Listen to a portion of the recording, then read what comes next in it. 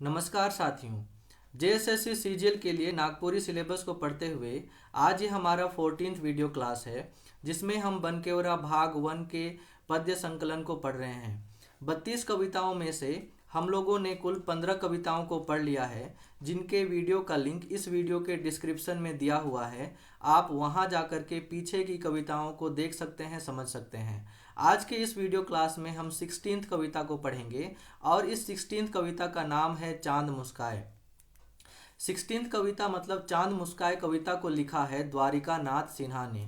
द्वारिका नाथ सिन्हा ने इस कविता को एक नई दुल्हन के सुंदरता का वर्णन करते हुए इस कविता को लिखा है। द्वारिका नाथ सिन्हा पहले पद में लिखते हैं, लाली लाली घूघा नीचे, चंपा कली पतई बीचे, नदी तीरे गोई, मेघ माझे चांद मुस्काए। लाली लाली कहने का अर्थ है लाल लाल, घूघा कहने का अर्थ है घूंघट, नीचे कहने का अर्थ है नीचे, तो लाल लाल घूंघट के नीचे। चंपा कली पतई बीचे, चंपा कली एक प्रकार का फूल है, पतई कहने का अर्थ है पत्ता, बीचे कहने का अर्थ है बीच में, तो इसका अर्थ होगा कि चंपा कली पत्तों के बीच में। नदी तीरे कहने का अर्थ है नदी के किनारे, गोई मतलब एक प्रेमिका या सुंदर नारी, मेघ मेघ कहने का अर्थ है यहाँ पर बादल, माझे कहने का अर्थ है मेघ के बीच में, चांद मुस्काए। तो इस पहले पद के माध्यम से कवि क्या कहते हैं? इस पद में कवि एक नवविवाहित सुंदर नारी का वर्णन करते हुए कहते हैं कि जिस प्रकार चंपा की कली पत्तों के बीच में, गोरी मतलब प्रेमिका जो है वो नदी के किनारे, और बादलों के बीच में चांद मुस्कुराते हुए अत्यंत ही मनमोहक लगते हैं, बहुत ही प्यारे लगते हैं, बहुत ही सुंदर लगते हैं। ठीक उसी प्रकार से लाल लाल घूंघटा के नीचे मुस्कुराती हुई सुंदर दुल्हन बहुत ही मनमोहक लगती है, ऐसा कवि इस पहले पद के माध्यम से कह रहे हैं। आगे कवि लिखते हैं, नहीं जाने प्रीति करी, आँखी झुकल लाज भरी, उर माझे बात रहे डरे अरुझाए, नदी तीरे गोई, मेघ माझे चांद मुस्काए। देखिए यहाँ पे नहीं कहने का अर्थ है नहीं, जानने कहने का अर्थ है जानती है, प्रीति करी कहने का अर्थ है प्रेम करना, आँखी कहने का अर्थ है आँख, झुकल कहने का अर्थ है झुकी हुई आँखें, लाज कहने का अर्थ है जो लाज लोक लाज है उसे यहाँ पे कहा गया है, भरी कहने का अर्थ है लाज से भरा हुआ। उर माझे मतलब इन सब के बीच में, बात रहे डरे अरुझाए मतलब जब नई दुल्हन बात करती है तो वो डर डर के बात करती है, जिससे उसके बातों की स्पष्टता पता नहीं चलती है, तो उसी को यहाँ पे अरुझाए कह रहा है, बझा हुआ कह रहा है, उलझा हुआ कह रहा है अरुझाए के माध्यम से। नदी तीरे गोई, मेघ माझे चांद मुस्काए। तो दूसरे पद के माध्यम से कवि क्या कहते हैं? इस पद में कवि नवविवाहित दुल्हन के विषय में वर्णन करते हुए कहते हैं कि वो प्यार करना नहीं जानती है, उसकी आंखें लोक लज्जा से झुकी हुई रहती हैं, और इन सब के बीच में डर की वजह से उसकी बातें उलझी सी लगती हैं, उसकी बातें जो है वो अरुझाए सी लगती हैं।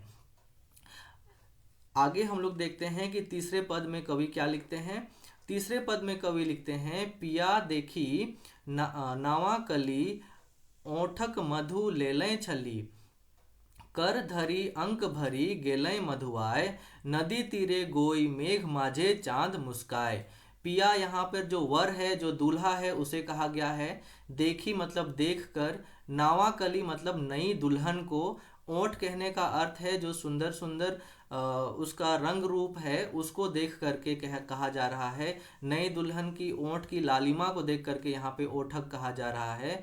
मधु लेलें छली मतलब यहाँ पे श्रृंगार रस में कवि कह रहे हैं कि जो पिया है, दूल्हा जो है, वो दुल्हन के ओठों का रस को ले करके खुद भी मधुआए गए, खुद भी जो है वो मग्न हो गए, खुद भी जो है वो बहुत ही गुम हो गए। कर धरी अंक भरी मतलब कर कहने का अर्थ है यहाँ पर है हाथ, धरी कहने का अर्थ है पकड़ कर, अंक भरी कहने का अर्थ है कि गले लग करके। गेलय मधुआय कहने का अर्थ है गेलय मधुआय। गेलय का शाब्दिक अर्थ होगा गया। मधुआय कहने का अर्थ है कि रस से भर जाना। नदी तीरे गोई मेघ माझे चांद मुस्काए। तो तीसरे पद के माध्यम से कवि क्या कहते हैं? इस पद में कवि कहते हैं कि पिया मतलब दूल्हा जो है वो अपने नवविवाहित कन्या को देखकर उसके हाथों को पकड़कर उसे गले से लगाकर उसके ओठों की लालिमा को ले करके जो दूल्हा है वो भी मंत्रमुग्ध हो गया, वो भी जो है वो मधुआ गया। ऐसा कवि इस तीसरे पद के माध्यम से कह रहे हैं। आगे कवि लिखते हैं, नावा दिया नावा बाती जागी भैर राती मन मुदित मुकुल रहे हलुसाए नदी तीरे गोई मेघ माझे चांद मुस्काए। तो नावा दिया कहने का अर्थ है कि नया जो दूल्हा है। नावा बाती कहने का अर्थ है नई दुल्हन। रही मतलब यहाँ पे नया दूल्हा और नया दुल्हन दोनों है, उसी को यहाँ पे कहा जा रहा है नया दिया नया बाती के द्वारा। जागी भैर राती मतलब जागेगा ये लोग, जो नया दुल्हन नया दूल्हा है वो लोग नया दिया बाती के समान रात भर जागेगा। मन मुदित मुकुल रहे हलुसाए। मन मुदित कहने का अर्थ है कि मन जो है दूल्हा का दुल्हन का वो व्याकुल है। रहे हलुसाए, हलुसाए कहने का अर्थ है हर्ष में, खुशी में।